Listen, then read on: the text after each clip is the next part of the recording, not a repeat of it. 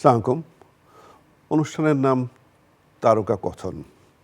এই অনুষ্ঠানে তারকারা আসেন, তাদের নিয়ে কথা হয়। আজকে একজন মহা তারকাকে নিয়ে কথা হবে, যিনি তারকাদের তারকা আমার বিবেচনায়।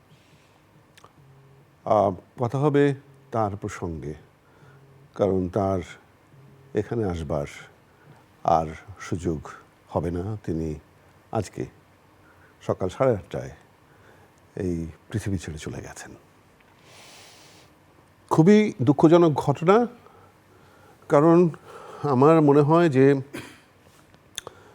আমাদের কালে এর চাইতে যোগ্যতা সম্পন্ন মানুষ আর সহসা আমরা খুঁজে পাবো না। তো আজকে হঠাৎ করেই মৃত্যু এবং হঠাৎ করে ইচ্ছা যে তাকে নিয়ে কথা হোক। তো সেই কথা বলবার জন্যে আমরা কয়েকজন স্টুডিওতে এসেছি, তাকে একটু জানবার জন্যে যে কেমন ছিলেন তিনি, কত উচ্চতার ছিলেন। জানি যে একটা অনুষ্ঠানে তার উচ্চতাকে খুব বেশি প্রকাশ করতে পারবো না। ইতিমধ্যে আমরা কয়েকজন স্টুডিওতে পৌঁছে গেছি। জানেন তো মানে তিনি ছিলেন শিল্পী, আর আমি মানে আমার মনে হচ্ছে যে আজকে যে কয়েকজন আমরা স্টুডিওতে এসেছি প্রত্যেকেই শিল্পী। তিনি আর্ট কলেজের শিক্ষক ছিলেন। এখন স্টুডিওতে যারা এসেছেন, একজন অভিনেতা কেরামত মাওলা, তিনি আর্ট কলেজে ছিলেন। বাংলাদেশ টেলিভিশনে দীর্ঘদিন মোস্তফা মনোয়ারের সঙ্গে কাজ করেছেন। আমি নামটা এখন উচ্চারণ করলাম, শিল্পী মোস্তফা মনোয়ার, যাকে আমি বলেছি তারকাদের তারকা, মহা তারকা। রয়েছেন সাইদুল হক জুইস, তিনিও দীর্ঘদিন কাজ করেছেন। আমার মনে হচ্ছিল একটু আগে যে তিনি একটি প্রজন্ম, তারপরের প্রজন্ম হচ্ছে কেরামত ভাই, তারপরের প্রজন্ম হচ্ছে আমি, তারপরের প্রজন্ম হচ্ছে সাইদুল হক জুইস। আমরা কথা বলি, আশা করছি যে আরও দু একজন কে আমরা পাবো এই অনুষ্ঠানে, যারা বিভিন্ন দিক নিয়ে কথা বলবেন, স্যারের বিভিন্ন দিক নিয়ে কথা বলবেন। আমি একটু শুরু করি, কেরামত ভাইয়ের কাছে যাই। কেরামত ভাই দীর্ঘদিন টেলিভিশনে কাজ করেছেন শিল্প নির্দেশক হিসেবে। অভিনেতা ছাড়াও তার মূল কাজটা ছিল সেটাই। এবং শিল্প নির্দেশনা অনেক বড় একটা ব্যাপার ছিল টেলিভিশন, যখন টেলিভিশন ছিল। আমরা তো এখন অনেক চ্যানেল হয়েছি, এখন অসংখ্য অনুষ্ঠান হয়, কিন্তু তখন যে অনুষ্ঠানই হতো একটু বিশেষ হতে হতো। তো একটু শুনি যে স্যার কীরকম বিশেষ ছিলেন। কেরামত ভাই। আসলে প্রথমে তার আত্মার মাগফিরাত কামনা করছি। তিনি আমার সব দিক থেকে আমি যে নিজেকে তৈরি করেছি এর পিছনের তার দান অনেক বেশি। আমি সর্বদা তার সঙ্গেই থাকতাম, তার সেটে, তার নাটকে, তার বিভিন্ন কার্যক্রমে সঙ্গে আমি যুক্ত থাকতাম। কিন্তু মুস্তাফা মনোয়ার একটা সত্যিকার অর্থে তিনি নানা গুণে গুণান্বিত ছিলেন। টেলিভিশনে যখন তিনি যোগদান করলেন, তার 2 মাস পরে আমি যোগদান করি, কিন্তু তার কার্যক্রম কেউ করতো না, সবই তিনি। ক্যামেরা কিভাবে চালাবে, ক্যামেরা কোথায় রাখবে, সুইচ কীভাবে টিকতে হবে, তখন টাইটেলগুলি হাতে লাগতে হতো, সেই টাইটেলগুলি কিভাবে যাবে, এ সমস্ত পরিকল্পনা পরিচালনা করার দায়িত্ব থাকতো মুস্তাফা মনোয়ারের উপর। কিন্তু তার সবচেয়ে বড় গুণ ছিল তিনি খুব ভালো ওয়াটার কালার করতেন, ছবি আঁকতেন। সেটা তিনি আস্তে আস্তে, অত সুন্দর ছবি, অত সুন্দর ওয়াটার কালার। তিনি কলকাতায় পড়াশোনা করতেন, কলকাতা পড়াশোনা করতেন, প্রথম শ্রেণীতে প্রথম হয়েছিলেন। কারেক্ট। আপনার যেটা বললো যে কলকাতা পড়াশোনা করতেন, এবং কলকাতা থেকে তিনি এই যে ছবি আঁকার, যা ওয়াটার কালার করার যে পদ্ধতি, যে এত সুন্দর করা, মানে বিশ্বাস করতে পারবেন না, সেটা তিনি করতে খুব ভালো পছন্দ করতেন। কিন্তু আস্তে আস্তে তিনি একটা ছাড়তেন, একটা ধরতেন। জীবনে যে এই করতে করতে করতে করতে তিনি কটা যে ধরছেন, তার মধ্যে তার একটা গান যদি বলি আমি, আজ পর্যন্ত বাংলাদেশ টেলিভিশন থেকে যে কোনো টেলিভিশনে নাটক, শ্রেষ্ঠ নাটক যদি বলা হয় তাহলে বলতে হবে মুখর রমণী বশীকরণ। সেই সময় বাইরে গিয়ে রেকর্ড করার কোনো রকম সম্ভাবনা ছিল না। স্টুডিওর মধ্যে সেট করে, স্টুডিওর মধ্যে মাইক ফিট করে, স্টুডিওর মধ্যে রেকর্ডিং করতে হতো। এবং সব বিখ্যাত তখনকার চলচ্চিত্রের অভিনেতারা অভিনয় করেছিলেন এই নাটকে, মুখর রমণী বশীকরণ। এই বশীকরণ নাটকটির শ্রেষ্ঠত্ব তার সেট ডিজাইন, তার পরিকল্পনা, তার চিন্তা, তার ভাবনা, সমস্ত মোস্তফা মনোয়ার। এর পরবর্তীতে তিনি আরেকটি নাটক করেছিলেন, যে এর পরবর্তীকালে আর কোনো কালে হবে কি না এই দুটি নাটক আমি জানি না, আর কেউ পারবে কি না করতে। আরেকটি হলো মুখর রমণী বশীকরণ। এই নাটকটি তিনি এত সুন্দরভাবে করেছিলেন যে কল্পনার বাইরে ছিল। তারপর তিনি করলেন রক্তকরবী। রক্তকরবী নাটকটা এত সুন্দর সেট করলেন। এই সেট টেলিভিশনের ভিতরে করা, এই চারপাশের মধ্যে করা, বাঘ টাক হ্যান ত্যান, কারো পক্ষে বিশ্বাস করা সম্ভব না যে এটি টেলিভিশনের স্টুডিওতে করা সম্ভব। হ্যাঁ, কারো পক্ষে বিশ্বাস করা সম্ভব না যেটা স্টুডিওতে করা সম্ভব। হ্যাঁ, এত অসাধারণ ছিল। একবার সত্যি কথা বললাম যে এই যে সেট করা, প্রোডাকশন করা, চিন্তা করা, ভাবনা করা এবং তারপর একটা চরিত্রকে তৈরি করে দেওয়া, সেখানে তিনি অপূর্ব কাজ করেছিলেন। আমরা তার আমি এই জায়গায় অভিনয় করতে পারিনি, কেন সব সেট ডিজাইন করার পিছনে আমাকে থাকতে। অভিনয়ের প্রসঙ্গে একটু পরে আসে, আমার মনে পড়ছে, আমি দুঃখিত যে হঠাৎ করে সবার যা মনে আসে একটু বলি, কারণ এটা খুব পরিকল্পিত কোনো অনুষ্ঠান নয়। যেমন জেনেছি যেটা, সেটা হচ্ছে যে একেবারে স্কুলের ছাত্র যখন তিনি ছিলেন তখনই তিনি ভাষা আন্দোলনে যোগ দেন এবং জেলে গিয়েছেন ছাত্র অবস্থায়, স্কুলের ছাত্র অবস্থায়।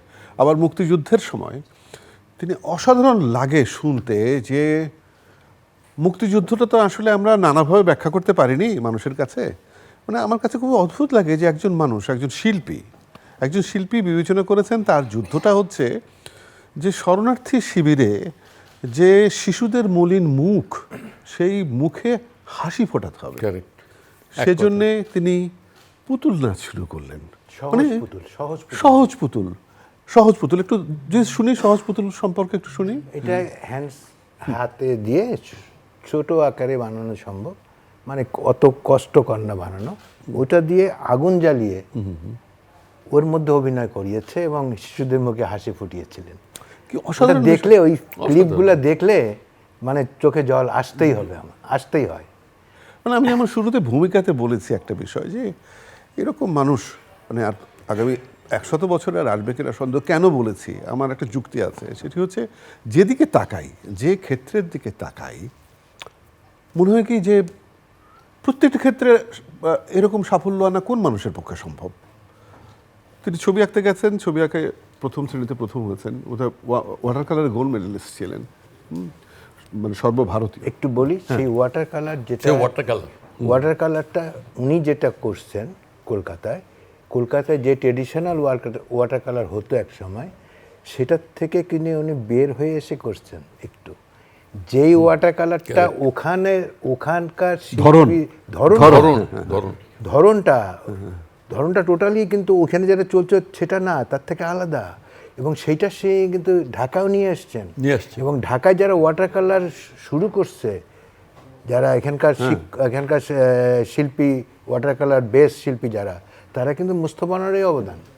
এখানকার মনির স্যার, ওনার বাড়িতে গিয়েছিলাম, দেখি যে একটা ব্রাশ রেখে দিয়েছে, ব্রাশটা মোস্তফা মনোয়ার তাকে দিয়েছে। কারণ মনির স্যার ওয়াটার কালার শুরু মোস্তফা মনোয়ার দিয়ে।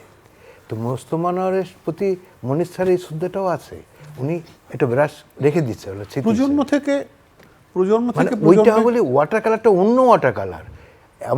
এবং আমি একটু যাই আমার দিকে, আমরা একটা গ্রুপ ওনার সাথে পাপেটে কাজ করার জন্য আমন্ত্রণ পেলাম। আমাদের এক সিনিয়র শিল্পী আমাদেরকে বললো যে মোস্তফাকে চিনবো না, মানে কিন্তু পরিচয় তো হয়নি কখনো, ঘনিষ্ঠতা হয়নি। কই যে ওখানে কাজ করার জন্য তোমাদেরকে ওটা কয়েকজন চায়, তা যাবে নাকি? যাবো না মানে কোনো কথা বলার কিছু নাই, যাবো না মানেটা কি? আমরা 4-5 জন রেডি। আমরা কলেজ করে তারপরে যেতাম। তো ওখানে তো আমাদের শুধু মুস্তাফা মনোয়ার একটা ব্যক্তি এত ধরনের কাজ করে, তখন আমরা জানি কত কী করে সে, টেলিভিশন এটা ওটা, খালি ওগুলো লোভিত গেছি ওখানে। এবং যে আমরা তখন ওনার ওখানে গেলাম, তখন কিন্তু আমার আর্ট কলেজ, আমাদের যে মুস্তাফা মনোয়ারের বাড়ি, আমাদের দুটো ইনস্টিটিউট হয়ে গেল। আমি তো খুব সৌভাগ্যবান, এবং আমি আমার আত্মার মধ্যে মুস্তাফা মনোয়ারের স্টুডিওটা, মুস্তাফা মনোয়ারকে আমরা যারা আত্মার মধ্যে দিয়ে, ওনার আত্মাও কিন্তু আমরা আছি ওনার আত্মা, অবশ্যই, কারণ এত ঘনিষ্ঠ আমরা, হ্যাঁ, যে আমরা কাজগুলো করতাম ওই রকম। এটার সাথে পয়সার সম্পর্ক নাই, এটা পয়সা চাওয়া, শিল্পের জন্য শিল্প করা, সত্যি হিসাব। এই জগতে তিনি একজন মানুষ ছিলেন বললে সম্পূর্ণ বলা হবে না, তিনি একজন শিল্পী ছিলেন, বাঙালি শিল্পী ছিলেন, যিনি যাকে প্রকাশ করা আসলে আমাদের কার পক্ষে ওইভাবে সম্ভব না। ও যখন ওই কথা বলছিল যে ও কাজ করতে গেল, এবং লাভটা হলো কি, দেশে অনেক খ্যাতিমান শিল্পী রয়েছেন, কিন্তু জুইস কিন্তু একটা বিশেষ ক্ষেত্রে অনেক বিশেষ হয়ে উঠলেন শুধুমাত্র মোস্তফা মনোয়ারের সঙ্গে কাজ করার সুবাদে। তার যে বিশেষত্ব তিনি গ্রহণ করলেন, পেইন্টিং যে কাগজ, রং ইত্যাদি ব্যবহার করা যায় এবং সেটি আলাদা মাত্রা নিয়ে আসা যায়, জুইস কিন্তু সেটা করে এখন আমাদের দেশে এবং আন্তর্জাতিকভাবে বিখ্যাত। এর মধ্যে আরেকজন আমাদের মধ্যে এসেছেন, রশিদ হারুন। উনি জাহাঙ্গীরনগর বিশ্ববিদ্যালয়ের নাট্যতত্ত্ব বিভাগের অধ্যাপক। তিনি যে কাজটা, জনাব মোস্তফা মনোয়ার যে কাজটা খুব মনোযোগ দিয়ে করেছেন, সেই কাজের সঙ্গে তিনি এক সময় যুক্ত ছিলেন, এবং তিনি এখন মন প্রাণ দিয়ে এই কাজটি করেন, পুতুল নাচ। হারুন, একটু শুনি। আমি আসলে খবরটা শোনার পরে আপনি যে ওনাকে ফোন করলেন, আমি একটু অন্য একটা কাজে ছিলাম, মানে আমি আসলে ওই যে এখনো কথা বলতে গেলে আসলে আমার গলাটা স্বাভাবিক, কথাটা অসম্ভব বিষয়। থাকেন জাহাঙ্গীরনগরে, এবং এই অনুষ্ঠানটির কথা যখন বলা হলো, তখন মনে হয়েছে যে মানুষগুলোকে হঠাৎ করে যাদেরকে বলা যায় যে তিনি একজন, এবং সবাই যাদের বলা হয়েছে, সবাই যেভাবেই হোক এসে হাজির হওয়ার চেষ্টা করেছেন। হ্যাঁ, মুস্তফা মনোয়ার স্যার এমনি আমরা ছোটোবেলা থেকেই তো ওনাকে টেলিভিশনের মনের কথা দিয়ে চিনি। আর আমার পুতুল নাটক নিয়ে আমি কাজ করবো ব্যাপারটা তো আমার এরকম ছিল না। এটা যেমন সেলিম আলদিন স্যার আরেকজন, তিনি আমাকে এইটা নিয়ে আমাদের গবেষণার জন্য বাধ্য করেছেন পুতুল নাচ নিয়ে। কিন্তু সম্পদ হচ্ছে কিন্তু হলো ওই যে মুস্তফা মনোয়ার স্যারের টেলিভিশনে যে মনের কথা, সেটা আমি শিক্ষক হওয়ার পরও এবং এখনও যদি হয় আমি কিন্তু দেখি ওনার ওই যে এটা পারুল আর বাকি যে চরিত্রটি, সেইটা ওনার ব্যক্তিগত লেখা এবং ওনার আলাপচারিতার মধ্যে হচ্ছে এই পারুল, কিন্তু উনি হচ্ছে সেই সাত ভাই চম্পার পারুল, যে হচ্ছে তার ভাইদের জায়গায়। আর আমাদের এই পারুল আমাদের এই জনপদের মানুষকে জাগাবে, এইটি হচ্ছে কিন্তু তার ভেতরের কথা। সাত ভাই চম্পা, সাত ভাইকে ঘুমে থাকা সাত ভাইকে জাগানোর বোন পারুল। সেই পারুল কিন্তু ওনার ওই যে ক্যারেক্টারটা, সেইভাবে কিন্তু উনি ওনার পুরো মনের কথা কাজগুলো করিয়েছেন। আমি ওনার সাথে কাজ করতে গিয়ে এবং হচ্ছে ওনার অনেকগুলো যে লেখা, উনি যেমন পাপেট নাট্যকলা, উনি যেমন পুতুল নাচ শব্দটিতে আসলে আমাদের যে পাপেট্রি বলতে যেটা বোঝায়, মানে এটা নাচ বলতে তো ওই নাচ না, অভিনয়, এটা পরম্পরাগতভাবে চলে আসছে, কিন্তু আসলে এটা তো থিয়েটার। তো উনি পাপেট নাট্যকলা, ওনার এই শব্দটাই উনি ব্যবহার করতেন। তো উনি শিশুকে, বিশেষ করে হচ্ছে রবীন্দ্রনাথের শিশু বিষয়ক কিছু যে কথা, লেখা, গল্প আছে, এগুলোকে উনি তো একেবারে সাংঘাতিকভাবে, আপনারা জানেন, রবীন্দ্র ধারণ করা প্রেমী, ঠিক বলবো না আমি, তার চেয়ে অধিক কিছু। তো সেই জায়গা থেকে উনি শিশুদেরকে তুলনা করেছেন হচ্ছে আপনার বাগানের ফুলের মতো। উনি তার স্বপ্নটা ছিল এরকম, শিশুদের জন্য আমরা যেমন হলো এমন একটা বাগান মঞ্চে, অর্থাৎ পাপেটের মাধ্যমে তৈরি করে দেয়া যায়, সেখানে হচ্ছে তারা আনন্দ উপভোগ করবে, আনন্দ সহকারে পাঠ গ্রহণ করবে। এটা আপনারা জানেন যে ওনার একটা বিদেশি একটি সংস্থার সহযোগিতায় উনি কিন্তু হচ্ছে এই পাপেট নাট্যকলার, এটা এডুকেশনাল পাপেট থিয়েটার বলে উনি কিছু কাজও করেছেন। সেখানে উনি বেশ কিছু কর্মশালা করেছেন।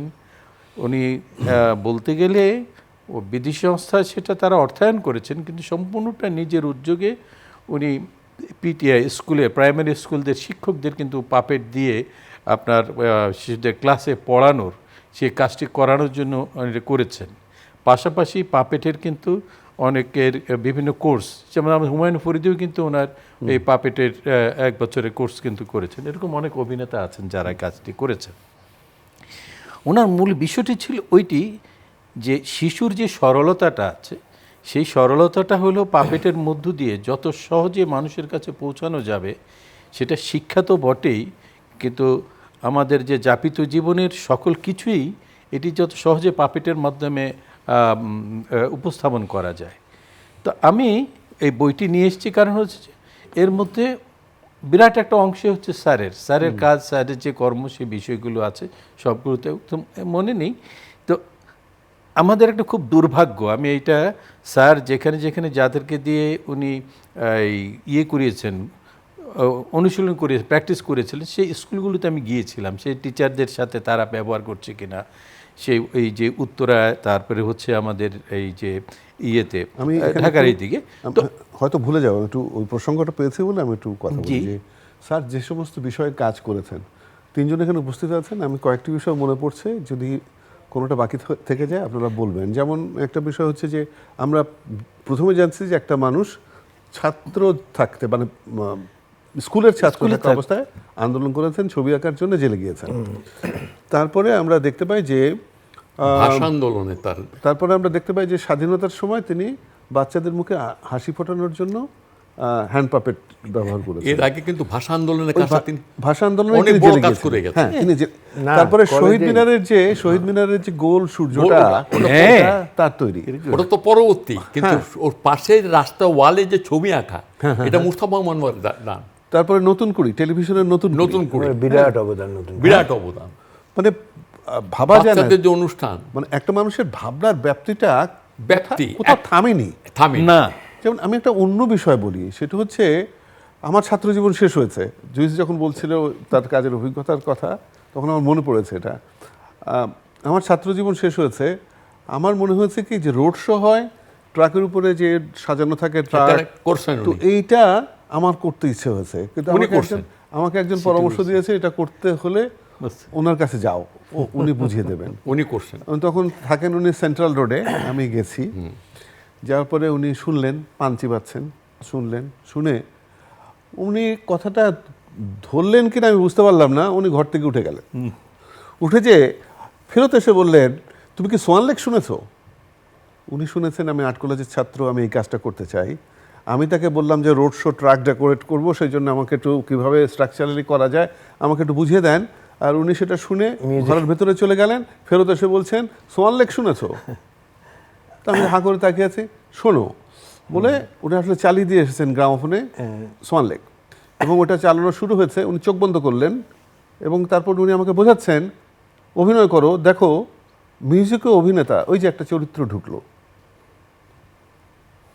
মানে আমার কাছে তখন মনে হলো যে এই মানুষ তো মানে সাধারণ বিবেচনা করার মতো মানুষ না, তিনি রক্তে মাংসে একটা অন্য সৃজনশীল মানুষ। সব কিছুর মধ্যে সৃজন দেখেন তিনি, সব কিছুর মধ্যে। টেলিভিশনে নাটক করেছেন, রক্ত করবীর কথা বলছিলেন কারণ ভাই, সত্যজিৎ রায় চমকে গেছেন রক্ত করবী দেখে। মুকুল রমণী বশীকরণ আমরা এখন থেকে ভাবতেই পারবো না যেরকম নাটক টেলিভিশনে করা সম্ভব। হ্যাঁ, আর শিল্পকলা একাডেমিতে তিনি যুক্ত হয়েছিলেন কিছুদিনের জন্য। নৃত্যশিল্পীরা বলেছেন তিনি নাচকে পাল্টে দিয়েছেন। তিনি আর্ট কলেজের জন্য একটা নাটক করেছেন, ডাকঘর। আর্ট কলেজে এরপর আর কোনো নাটক হয়নি। না, হয়েছে আমি করেছি। তবে আফজাল ভাই, ওনার জন্য একটা সুযোগ এসেছিল এক সময়, বাংলাদেশ সরকার একটা পারফরমেন্স আর্ট একাডেমি করছিল। হ্যাঁ, এটা ওনার জন্যই করছিল জানেন। এবং আমরা সবাই যারা নাটক, থিয়েটার, পেইন্টার, সবার একটা মিলন তৈরি করলো সে। আজকে সাংঘাতিক মিলন, এবং বিদেশ থেকে বিদেশি মিউজিকের সাথে বাংলা মিউজিকের সম্পর্ক তৈরি করার চেষ্টা করলো। উনি ওই সময় চিন্তা করলো যে সরোদ উদ্যান খালি ছিল, ওই সময় উনি চিন্তা করলেন যে যাত্রা, যে আমাদের ট্র্যাডিশনাল যাত্রা, ওখানে কয়েকটা বসানো হবে একসাথে। ঢাকাবাসী উৎসবটা অনুভব করবে, তখন যাত্রাটার মূল্যটা কি ঢাকাবাসী তখন বুঝবে। এরকম প্ল্যান করতেছিল কিন্তু। ওটা বলেন যে স্টেডিয়ামে ওই যে আরে এই যে মিশুক মিশুক না, ওই যে কার্ড প্লে, যেটা কার্ড দিয়ে যে তৈরি করা হলো, ডিসপ্লে, হ্যাঁ ডিসপ্লে যেটি, মানে এটিও উনি করেছেন ওনার মাথা থেকে কিন্তু না, ওইটা একটু ওই আরেকজন বাইরে যারা করে তাদের সাথে মিলিয়েছে। কিন্তু উনি যে পুরা সার্কের যে প্রোগ্রামটা, আমি তো ওই সময় স্যারের সাথে কাজ করি, তো পুরাটা আমি দেখছি কি হলো, এবং পুরা অনুষ্ঠানটাই উনি লিড করছে। আসলে এই কার্ডের যে ব্যাপারটা, সেটা সাহায্য নিছে চারুকলার ছেলেপেলেরা কাজ করছে অনেক।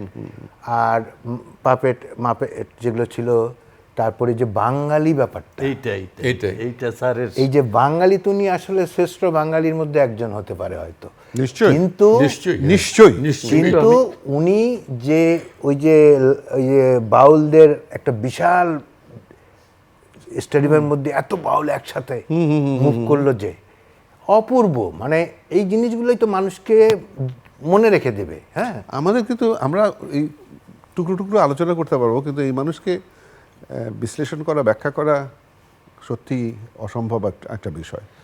মানে যে ক্ষেত্রে আমি যতটুকু তার সাথে, এই যেহেতু আমরা 76-এ ঢুকছি, আমি আর্ট কলেজে ঢুকছি, তারপরে 78-এ ওনার স্টুডিওতে আমরা কাজ করতে ঢুকলাম। 79-এ ওনার সাথে মস্কো, মানে তাশকান্দ পাপেট ফেস্টিভ্যালে গিয়েছিলাম। এটা কিন্তু বিরাট, এবং ওইটাও স্যারের কাছেও বিরাট, আমাদের পুরো সবার কাছে। স্যার আমরা কিন্তু খুব বন্ধু, কিন্তু ওই ভীষণ বন্ধু। একটু বলে, দুজন মানুষ আছেন এখানে। পাপেটটা কিন্তু আমাদের কাছে অনেকের, যারা আমরা এটা খুব বেশি জানি না, মনে হয় যে আচ্ছা পাপেট, পুতুল নাচ, কিন্তু সেটা যেটা আন্তর্জাতিক পর্যায়ের নিয়ে যাওয়া একটা দেশে কোনো কিছু সমর্থন ছাড়া, এটা কিভাবে সম্ভব? না, এটা হয় কি, পাপেট তো সারা পৃথিবীতে আছে, সারা পৃথিবীতে অলমোস্ট আছে, কত দেশে কম, কত দেশে বেশি। রাশিয়া ওই অঞ্চলটায়, উজবেকিস্তান থেকে শুরু করে বেলটায় পাপেট ট্রেডিশনালি 1000 বছর ধরে। তো ওই জন্য তাশকান্দেই হয়েছিল অনুষ্ঠানটা, এশিয়ান পাপেট ফেস্টিভ্যাল ছিল। হ্যাঁ, তো 79 কিন্তু সোভিয়েত টাইম। তো ওইখানে যে পাপেট নিয়ে চর্চা, পাপেটটাকে বড়দের পাপেট এবং বাচ্চাদের পাপেটটা প্রাধান্য বেশি। উনি যেটা বলছিলেন যে বাচ্চাদের নিয়ে যে কাজ এবং গবেষণা ওইখানে যে দেখলাম আমরা, এটাও স্যারকে অনেক সাহায্য করছে আরও বাংলার বাচ্চাকে নিয়ে কাজ করার জন্য। হ্যাঁ, তো ওখানে যে রিসার্চ, এবং ওখানে দেখলাম আমরা কতগুলো ফিল্ম করছে, সেই ফিল্মগুলোতে দেখাচ্ছে যে একটা পাপেট যে কথা বলে বাচ্চার সাথে, আর একটা মানুষের সাথে কথা বলে, পাপেটের কথা বেশি শোনে। তো ওই সময় এই যে একটা ছোট্ট এক্সাম্পল দিই, তারপর অন্যরা, এই যে জিডিআর যখন জার্মান, সেখানে ওই ইনফ্লুয়েন্স ছিল রাশিয়ান পাপেটের। তো ওইখানে বাচ্চাদের জন্য রাতে ঘুমানোর আগে একটা কয়েক মিনিটের অনুষ্ঠান ছিল টেলিভিশনে, প্রত্যেক বাচ্চা ওইটা দেখে ঘুমাবে। তো এই অনুষ্ঠানটা হয়ে যে পাপেটের ওই পকেটে একটা টুথব্রাশ থাকতো, বাচ্চাদের বলতে হতো না, ঘুমানোর আগে ওই পাপেটেই টুথব্রাশটা বের করে হাঁটা দিল, বাচ্চারা টুথব্রাশ করে ঘুমিয়ে পড়লো। তাই এর থেকে ভালো শিক্ষা, বিনোদন আর কি হতে পারে? সেই জন্য স্যার যখন, আসলে আমরা একদিকে সৌভাগ্যবান স্যারকে পাইছি, কিন্তু আমরা দেশে একটা পাপেট থিয়েটার, একটা বিশাল ইনস্টিটিউট হওয়ার কথা। এটা কিন্তু বাচ্চা, যে দেশে এত বাচ্চা, সেটা তো আমাদের সবচাইতে দুঃখজনক বিষয় হচ্ছে এই যে আমরা দেশ নিয়ে অনর্গল কথা বলি, কিন্তু দেশকে সবাই মিলে কোন জায়গাটা নিয়ে যেতে হবে, কোন পথ ধরে, সেটা আমরা নির্দিষ্ট করে কেউ কখনো কাউকে দেখাতে পারিনি। আমরা শুধু বলেছি যে এইটা করতে হবে, এটা করতে হবে, এবং যারা করে যাচ্ছে তাদের দিকেও কিন্তু আমরা খুব বেশি কখনো মনোযোগ দিইও না। এই মানুষের নিয়ে আমরা যদি কথা বলি, তাহলে সর্বস্তরে যে মানে অতি উচ্চতার কাজ যিনি করে গেছেন, সেই মানুষকে নিয়ে আমরা খুব বেশি কথা বলেছি, খুব বেশি কথা বলিনি। আমরা আজকে বলছি, উনি চলে গেছেন, তাই যদি আজকে না চলে যেতেন এই আলোচনাটাও হতো না। আমরা চলে যাওয়ার পর একটা মানুষকে অনেক মূল্যবান বিবেচনা করি, অনেক বেশি মূল্যবান বিবেচনা করি। তাও ভালো যে মরে যাওয়ার পর অন্তত তাকে নিয়ে কথা বলি, তিনি ছিলেন এই কথাটা বলতে পারি, আছেন এই কথাটা বলতে পারি না আমরা, কিন্তু ছিলেন তো বলতে কিন্তু পারি। যেমন ও খালি সেটা puppet নিয়ে হইতে কথা পারে, বলতেছে, কিন্তু ওটা puppet- হতে পারে, কিন্তু স্যার এটা আমার তো এটা আমার পরবর্তী ভিতরে প্রজন্ম। অনেক আগের থেকে প্রতিদিনই স্যারের কথা মনে পড়ে। পরবর্তী প্রজন্ম স্যারের কাজ কিন্তু এ তো পরবর্তী প্রজন্ম পাপেট। কিন্তু আজকে যে বাংলাদেশ এই যে টেলিভিশনের যে বিস্তার, টেলিভিশনের যে অনুষ্ঠানের যে চঞ্চলতা, এই সমস্ত কিছু গড়া মুস্তাফা মনোয়ারের দ্বারা। কিভাবে তখনকার ভিতরে গানের অনুষ্ঠান হতো, তো গানের যে ইন্টারলুড থাকতো, ওই ইন্টারলুডের মধ্যে আপনি কি করবেন, তাকে তো তখন তো মেয়েটা শাড়ি ঠিক করতেছে, লোকটা এটা ঠিক করতেছে। প্রতিদিন ইন্টারলুডের জন্য আমাদেরকে আলাদা আলাদা ভাবতে হতো। কোন দিন সূর্য উঠতেছে, কোন দিন স্টুডিওর মধ্যে সূর্য ডুবতেছে, কোন দিন ফুল ফুটতেছে, কোন দিন জানলা দিয়ে কেউ বাতাস বইতেছে, কোন দিন টপের মধ্যে পানি পড়ে গেল। এক একটা ইন্টারলুডে এক একটা চিন্তা করতে হতো। এই চিন্তাগুলি মুস্তাফা মনোয়ার মাঝে মাঝে এক একটা নতুন চিন্তা করে, নতুন ভাবনা করে, নতুন মানে কখন আমরা ছবি এঁকে দিতাম। তার মানে হচ্ছে এই যে ওই যে রনি ভাই, রন্টি মন্টি গানের অনুষ্ঠানে আচ্ছা, দেখো তো, তাহলে আমি একটু বলে রাখি, একটু মাঝখানে আবার ভুলে যাবো। সেটা হচ্ছে যে আপনি যেটা বলছেন সেটা হলো এখনকার দর্শক মনে করবে যেটা খুব স্বাভাবিক ঘটনা, মানে যখন একটা বিষয় ঘটছে তারপর ফাঁকটুকুতে কি দেখা যাবে। আচ্ছা। এখনকার দর্শক মনে করছেন এটা স্বাভাবিক ঘটনা। কিন্তু একটা সময় এই বিষয়টা নিয়ে একজন মানুষকে ভাবতে হয়েছে। প্রতিদিন ভাবতে হতো। এক নম্বর। দুই নম্বর না, কথা তার বলি, মানে এখন আরেকটা যে ভাবা আরেকটা বর্ণ কথা হয়ে শেষ গেছে করি, তা না। আরেকটা কথা শেষ করি। যখন সেই সময় যারা রাজাবাদশারা বিদেশ থেকে আসতো, তখন বঙ্গভবনের অনুষ্ঠান হতো। তো বঙ্গভবনের অনুষ্ঠানটা পরিচালনা করতে দিত মুস্তাফা মনোয়ারকে। তো একটা মুস্তাফা মনোয়ার সাদা স্ক্রিন টাঙাতো, আর দুজন ট্যান্ডল থাকতো, আমি আর হায়দার রেডমি, বেচারা মারা গেছে। তো মুস্তাফা মনোয়ার আমাদেরকে নিয়ে যেত, তখন বলতো যে উনি ফিরদৌসী গান গাবে, তুমি আর আমি আইসি কি জন্য, লোকে বুঝুক যে পিছনে যে খেলাটা খেলতো ওটার জন্য লোক বুঝতে পারে। তো উনি কাচের একটা প্লেট করলেন এভাবে, কাচের প্লেট। এই কাচের প্লেটের মধ্যে এই প্লেট, এই তিনটা প্লেট, এই প্লেটের মধ্যে পানি, এই প্লেটের মধ্যে আমি ঘুরাবো খালি পানি ফেলে, আর এর মধ্যে রং ফেলবো। রংটা এখন সাদা কালো চলে যাচ্ছে, একটু লাল ওইছে, এটা ঘুরাইতাম, ও লাল স্কিন হোয়াইট স্কিনে, বলে ও আসছে গান গাইতে। লোকে পিছে তাকে বলবে, আরে এই পানি লাল থেকে কালো হচ্ছে কেমনে, কালো থেকে সাদা হচ্ছে। ওই কাচের মধ্যে করে আমরা এরকম করে ঘোরাচ্ছি, কাচের মধ্যে চলে যাচ্ছি, আর সামনে হায়দার একটু পানি রং ঢালতে আসছে। তো এই যে রাজাবাদশারা আসতো বঙ্গভবনে, তখন মুস্তাফা মনোয়ার প্রোডাকশন করতো। এই মুস্তাফা মনোয়ার এই যে নতুন আঙ্গিকে, নতুন চিন্তায়, নতুন ভাবনায়, যে একটি হোয়াইট স্ক্রিনকে কীভাবে রাঙে প্রতিদিন, বলে ও আসছে গান গাইতে, লোকে বাইরে হয়ে বলবে যে পিছনে কারা ছিল, চলো এটা করি। আরেকটা হচ্ছে এই যে চিন্তা, এই যে ভাবনা, তার সর্বদা নতুন চিন্তা, নতুন ভাবনা করতে করতে করতে করতে সে পাপের মধ্যে গিয়ে, পাপেটের মধ্যে ঢুকে গেল। তারপর থেকে সে ছবি আঁকা ছেড়ে দিল, এটা ছেড়ে দিল, তারপর চিন্তা আসলে দিল না। কেমন ভাই, একদিন স্যারকে আমি জিজ্ঞাসা করেছিলাম যে স্যার ছবি আঁকেন না কেন?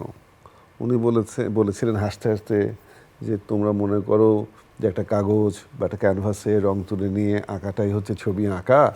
তুমি বসে থাকলেও ছবি আঁকা হয়, তুমি ভাবছো সেটাও আঁকা। হ্যাঁ, তুমি যে কোনো বিষয় নিয়ে একটা নতুন চিন্তা করছো, সেটাও আঁকা।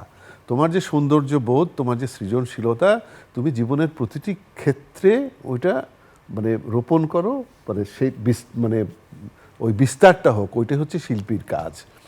তো যেটা বলছিলাম যে আমরা হয়তো অনেক গুণপনার কথা বলবো, একটা কথা হয়তো বলা হবে না যে এত যিনি জানতেন, এত শুধু জানা না, করে দেখিয়েছেন, কারেক্ট, কিন্তু কখনো বলেননি। কখনো বলেননি। আমরা অনেক বলি, আমরা এখনকার মানুষ করার থেকে বেশি বলি। অনেক বলি, অনেক বেশি বলি, আমাদের করা খুব কম। আগে বলা তারপরে করা। যে মানুষ করেছেন মানে অগণিত, তিনি বলেছেন সবচাইতে কম। হ্যাঁ, কিন্তু আমার মনে হয় যে এসব মানুষ নিয়ে বলা উচিত আমাদেরকে, নিজেদেরকে প্রশস্ত করবার জন্য। আমাদের নিজেদের যে সংকীর্ণতা রয়েছে, এটা বোধহয় বড় মানুষদের নিয়ে আলাপ করলেই ওই সংকীর্ণতা দূর হতে পারে। আমরা যারা অনেক বেশি বলি, আমরা ভাবি যে করে গেছেন কারা বিষয়টা। হ্যাঁ, হারুন কিছু বলছিলেন? না, বলছিলাম যে আপনারা আমার চেয়ে বেশি কিন্তু ওনার সাথে সম্পৃক্ত ছিলেন। আমি শেষের দিকে যতটুকু পেয়েছি, আপনারা কি ওনার মানে উচ্চস্বরে কথা জোরে- বলেননি? জোরে কথা বলতে আপনারা কি শুনেছেন? রাগ করতে রাগ করতেন, কিন্তু আমি বলছি যে উচ্চস্বরে আমরা যেমন রাগে চিৎকার করি, এটা পেয়েছেন আমি কখনো? আমি না, আমি- না। আমি আস্তে আস্তে ভাবছি বলুন তো। আমরা তো স্যারের সাথে কবে থেকে কাজ করি, অনেকদিন কাজ করছি, এটা হচ্ছে ওটা হচ্ছে, কিছু নষ্ট হচ্ছে, অমুক হচ্ছে, একটা দিন আপনি যেটা বললেন একটা দিন। একটু আমার উঁচু এটা ছড়ে মনে হচ্ছে কখনো রাগ করে যে বকা দিবে, না, এটা দেয়নি কখনো। এবং খারাপ এবং বরঞ্চ শব্দ, রস আমরা যেটাকে খারাপ শব্দ বলি, হ্যাঁ সেটা তো নাই। মানে গালি সেটা তো জাতীয়। নাই। কখনো আমি ওনার জোরে- মুখে শুনেছে আমার মনে হয়নি। হারুন, আমি জোরে জোরে যে বিষয়টা শুনেছি স্যারের কাছ থেকে সেটি হচ্ছে, স্যার অসুস্থ, শয্যাশায়ী, চ্যানেলের একটা অনুষ্ঠানে আমি গিয়েছিলাম, স্যারকে বললাম স্যার কেমন আছেন, মানে তার উত্তর, এইটা একটা তার উত্তর Correct. স্যার হাসির কেমন কিন্তু আছেন? শব্দ ছিল, Correct. হাসি কিন্তু একটা শব্দ, হাসির একটা শব্দ হাসির ছিল। শব্দ ছিল। স্যার হাসতো, হাসির শব্দ কিন্তু হাসতো। পেয়েছেন। মানে কেমন আছেন এর উত্তর হচ্ছে অসুস্থ একটা মানুষের আজকে জিজ্ঞেস কেমন করছি। আছেন এর উত্তর হচ্ছে হাসি। আর কেমন সাধারণ আছি। অনেকভাবে তো স্যারের একটা মানে উনি জীবনটাকে বরাবরই উপভোগ করে গেছেন। উপভোগ করে গেছেন। এবং আমরা একবার ভাবছিলাম, আমি কাজল টাজল যারা কাজ করতাম আমার সাথে, ভাবছিলাম স্যারকে নিয়ে, যেহেতু কলকাতার থেকে এই যে ওনার তুমি শুরু, আপনি যে কাজলের কথা বললেন, আপনার কথা একটু বলি। আপনারা দুজন কিন্তু আমার ধারণা যে হ্যাঁ পড়াশোনা করেছেন আর্ট কলেজে, আমি কারণ এটা তো ভাই পর- জুহিস, আমরা পরের সবাই পড়াশোনা প্রজন্ম, করেছি, এটা কিন্তু তো পরের এই যে প্রজন্ম। স্যারের যে ওই যে ইনস্টিটিউশন একটু আগে আমার আসলে দুইটা আর্ট কলেজে institute। পড়েছেন, আবার তার বাসায় আর একটা institution। গুরু। এবং সেটার কারণে কিন্তু আপনার একটা আলাদা মানে, প্রকৃতি প্রতিষ্ঠা হয়েছে। কাজলেরও তাই, কাজলকে একটা আন্তর্জাতিক অবস্থান তার তৈরি হয়েছে। আমার মনে হয় সেটির মূল কারণ হচ্ছে যে মোস্তফা মনোয়ারের সঙ্গে দীর্ঘদিন একদম তার মানে এই যে সাহস, বড় কাজ করার সাহস, যে কোনো একটা নতুন জিনিস তৈরি করার করতে গেলে যে নতুন জিনিস সাহসটা কাজ করার যে তৈরি। ভিতরে, ওটা আমাদের ওইখান থেকে ঢুকিয়ে দিয়েছে উনি। আর তিনি চিন্তা করতে করতে কেমন করে যে একটা নতুন চিন্তা করে ফেলতে পারতেন, তো অদ্ভুত চিন্তা ভাবনা। এই যে নতুন চিন্তা, জুইস বলুক না জুইস, একটা কাগজ, একটা কাগজ। একটা সোজা জিনিসকে যে কোনো শেপ যে দেয়া যায়, এটা কিভাবে তিনি আপনার মধ্যে ঢুকিয়েছিলেন বলেন দেখি। আমরা তো এই যে নেশাটা ঢুকিয়ে দিয়েছে মোস্তফা স্যার, যে কাজ মানে মেটেরিয়াল, যে কোনো জায়গায় যে কোনো কিছু। এখন শিল্পী মানে ক্যানভাস আর কালার লাগবে, ভালো লাগবে, হ্যাঁ। এছাড়া হবে না। আমি তো এখানে কাঠের যদি একটা কিছু পাই, একটা দাগ দেওয়ার জিনিস পাই, আমি যদি আমার ভিতরে ক্ষমতা থাকে, ওটা দিয়ে আমি করতে পারবো। ম্যাটেরিয়ালটা যে ম্যাটেরিয়াল পাওয়া যায় সেটাকেই নিয়ে খেলা যায়। হ্যাঁ, সেটা তো যেটা আপনি খেলছেন এখন, হ্যাঁ, এবং যেটা আমার অ্যাভেলেবেল। আমি তো সিসিমপুর সেট যে করলাম, সিসিমপুরের যে সেট ডিজাইন করলাম, এত বড় সেট করলাম, স্যারও কিন্তু সিসিমপুরের সাথে যুক্ত ছিলেন। হ্যাঁ, তো আমাকে সেটের দায়িত্বটা স্যার দিয়ে, তো মিনার সঙ্গে যুক্ত ছিলেন। হ্যাঁ, তবে এখন সিজনপুরের সময় আমি যে সেটের একটা এত বড় দায়িত্ব পেলাম এবং যে সাহস পেলাম, ওই তো স্যারের সাথে এরকম বড় বড় কাজ করছি, সাহস হবে না কেন? আমি কি ফেল বলতে কিছু নাই, ফেল হওয়ার কি আছে, ফেল হওয়ার সুযোগ কি, এখনই ঠিক করা যাবে। স্যার কিন্তু প্রতি মুহূর্তে একটা সেটের ডিজাইনও পাল্টিয়ে ফেলতো, শেষ মুহূর্তে এসে, বুঝলেন, তখন ক্যামেরায় দেখছে যে এইটা তো এই জায়গাটা ডিস্টার্ব করছে, ওইটা অফ ঠিক করলো। এইটা সিসিমপুর তো একটা ছোট ব্যাপার, লাইভ প্রোগ্রাম টেলিভিশনে ফার্স্ট টাইম আমি ফার্স্ট টাইম একটা ব্রিটিশ নাটকের একটা মেয়ের স্কাল্পচার তৈরি করা, দাঁড়িয়ে আছে এরকম করে, মুখারমণি বশীকরণ ছিল, হ্যাঁ। সে দাঁড়ায় আছে এরকম করে। তার সম্পর্কে আমি তো শুরুতে বলেই নিয়েছি যে তার সম্পর্কে কথা বলে শেষ করতে পারবো মুস্তফা না। মনোয়ারের আরেকটা আলোচনা বাদ গিয়ে গেছে, সেটা হচ্ছে ভাষা আন্দোলনের তার দান। সে নারায়ণগঞ্জে তখন তিনি পড়তেন। আমি ওর প্রসঙ্গটা এখন করা যাবে। একটু, হ্যাঁ, সময়টা এখন কমে গেছে। আমরা জানি যে তার বলেই নিয়েছি যে তার সম্পর্কে বলে আমরা কেউই শেষ করতে পারবো না। আমার এই যে অন্তত শহীদ ভালো মিনারের লাল লাগছে যে সূর্যটা। এই মানুষগুলো যারা ছিলেন তার সঙ্গে যুক্ত, একজন আপনারা অনেক দূর থেকে ছুটে এসেছেন শুধু মানুষটাকে রেসপেক্ট জানানোর জন্য। আমার তো গুরু। একটা বিষয় হচ্ছে যে আমার মনে হচ্ছে যে আমরা এখন শেষ করতে পারি এই বলে যে জীবনানন্দ দাশের সেই আবার আসিব ফিরে ধানসিঁড়িটির তীরে এই বাংলায়, হয়তো মানুষ নয়, হয়তো বা শঙ্খঝিল শালিখের বেশে। আপনি শেষ করছেন তো, আমি স্যারের একটা অসমাপ্ত কাজের একটা তথ্য দিয়ে রাখি, একটু আমরা একটা মিস করেছি। স্যার কিন্তু এই পাপেট আপনার হলো ডাকঘরের না, এটা টেলিভিশন শিল্পকলা, ওইটা পাট কলেজ, না, ওইটা পাপেটের একটা সিনেমার করার জন্য উনি শিল্পকলার তার স্বপ্ন সাথে তো- সংযুক্ত হয়েছেন, তার স্বপ্ন তো- সে করেছেন, কিন্তু সে জানেন কিনা আমি জানি না। হারুন, উনি কিন্তু হারুন, শেষে হারুন। জি এরকম মানুষদের স্বপ্ন কোনো মানে আসলে না, কিন্তু তাদের এটা স্বপ্নটা যদি করেছিলেন। আপনারা যেটা আমি ধরেছেন শেষের দিকে যে- সেটা যদি আপনার আপনারা স্বপ্ন পূরণ করেন, স্বপ্ন না, শেষ হবে এখন না, এখানে একটা এই যে আজল যেটা বলছে স্বপ্ন স্বপ্ন শেষ হবে সব না, শেষ হবে না। সেই কারণে আমি জীবনানন্দ দাশের কবিতাটা পড়ছিলাম যে আবার আসিব ফিরে। বুঝছিস? আমাদের ধর্মে হয়তো আবার এই ফেরত আসার নেই, কিন্তু এটা তো আসলে একটা প্রতীকী যে কোনো না কোনো মানুষের মধ্যে আবার তিনি তার সৃজনশীলতা নিয়ে এই বাংলায় ফেরত আসবেন অনুপ্রেরণা হয়ে। ধন্যবাদ আপনাদের সবাইকে, আর দেখার জন্য আপনাদেরকে ধন্যবাদ।